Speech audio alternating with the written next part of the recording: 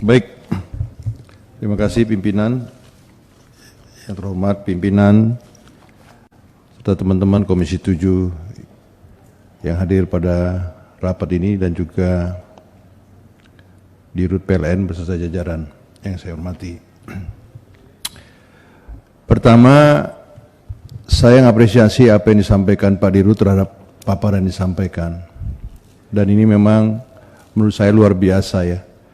Adanya proses transisi energi ini membuat lompat-lompatan hingga akhirnya produk-produk retail pun dikerjai oleh PLN. Gitu. Ya, jadi produk retail pun akhirnya dikerjai sama PLN. Nah ini menjadi penyemangat ke depan bagaimana energi listrik ini bisa dimanfaatkan oleh masyarakat secara efektif. Berikutnya, saya sangat menarik sekali tulisan ini. Mudah-mudahan tulisan ini tetap berkelanjutan, tidak hanya sampai paparan ini aja. Ini saya bacakan, Pak. Ini penting sekali. Ini bagian ingatan bagi saya nanti ke depan. PLN telah melakukan upaya heroik melalui RUPTL paling hijau, menekankan upaya dekarbonisasi pembangkit berbasis bahan fosil dan pengembatan EBT. Nah, yang cantik ini, because PLN do real care. Wah, ini tagline-nya luar biasa nih, Pak Dirut. Ini memang kadang-kadang kita abaikan tulisan ini, tapi kalau saya enggak, ini penting karena ini saya anggap ini komitmen. Ya, ini komitmen. Nah, walaupun gerakan-gerakan yang dilakukan oleh PLN ada gangguannya juga dengan lembaga lainnya, ya. Karena kalau sudah PLN masuk ke retail, pasti ada lembaga lain juga, ada badan lain yang terganggu terhadap gerakan-gerakan ini. Nah ini kan saya kira PLN harus mengantisipasi, jangan nanti segmen pasar itu double gitu Pak. Artinya ataupun jadi rebut-rebutan gitu, yang nantinya masyarakat melihat tidak baik juga karena lembaga yang rebutan ini adalah lembaga pemerintah juga yang dibangun pemerintah. Itu yang penting bagi kita mengingatkan kembali kepada PLN untuk gerakan-gerakan retailnya yang akan dilakukan ke depan. Berikutnya semangat PLN untuk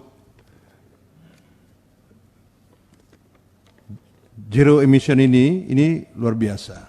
Cuman tadi saya berharap Pak Dirut ada gambaran energi listrik ini misalnya hidro berapa persen saat ini bosnya, hidro berapa persen, surya berapa, panas bumi berapa, itu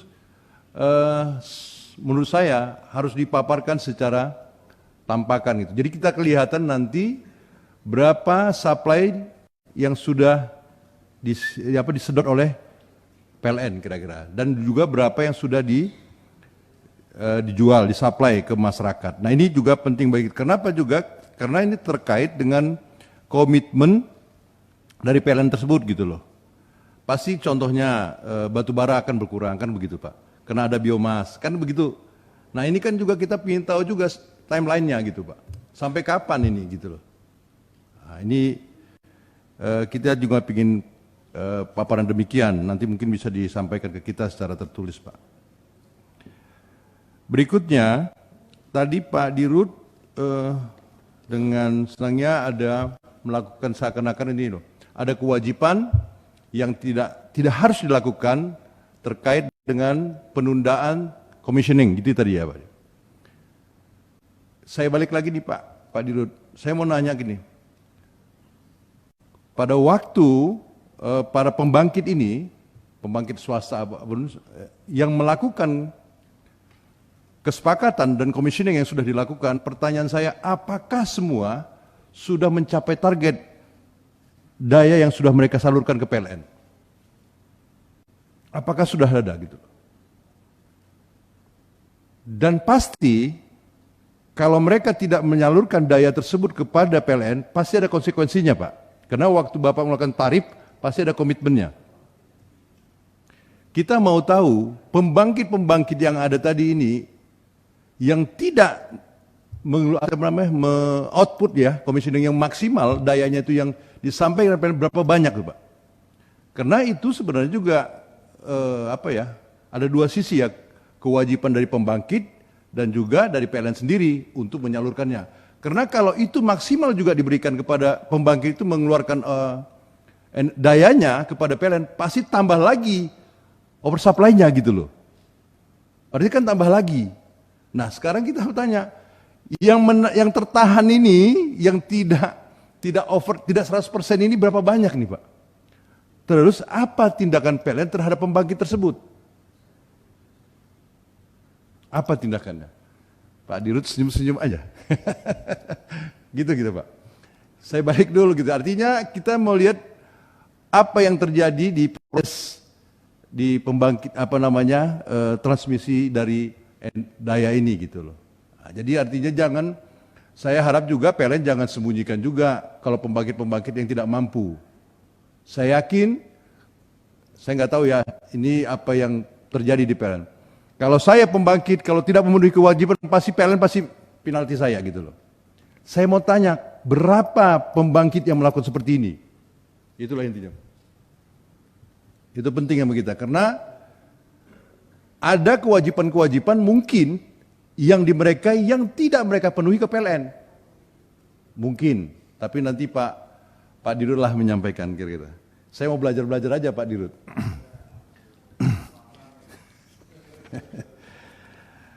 Berikutnya, saya lihat tidak mendalam sekali terkait dengan pembangkit gas, Pak. Gas. Setahu saya, untuk suplai gas, pembelian gas itu ada aturannya, ya. Tidak bisa serta-merta PLN beli langsung ke K3S.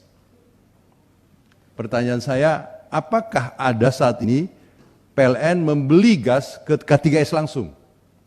Atau apa? Nah, nanti boleh dijawab oleh Pak Dirut. Apa yang terjadi? Gitu loh.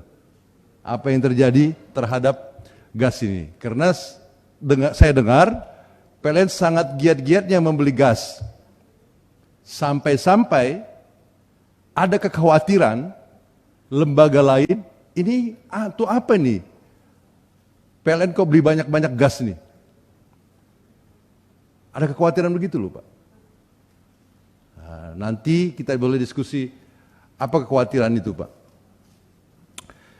Itu Pak, kira-kira ada yang terakhir yang ringan-ringan, terlalu sekali. Ini dari Dapil Pak.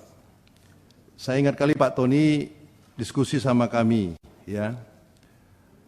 Saya berharap kalau kemitraan pihak ketiga dengan PLN jangan terlalu lama Pak. Jangan adendum melulu. Ya.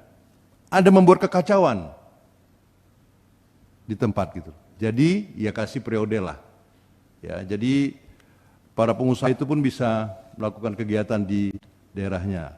Jangan terlihat bahwa waduh itu pengusaha di PLN itu paku ya. Enggak bisa dibergerak gitu loh. Dan selalu adendum katanya. Jadi banyak di sana pengusaha adendum gitu loh. Jadi kita harapkan Pak Dirut tolong terkait inilah ya. Di ujung nih, jasa operation maintenance ini tuh Pak. Jangan terlalu lama sekali mohon adendumnya. Saya kira gitu pimpinan, terima kasih. Baik, terima kasih Pak Hendrik. Lanjut, fraksi PKS, Ibu Dia.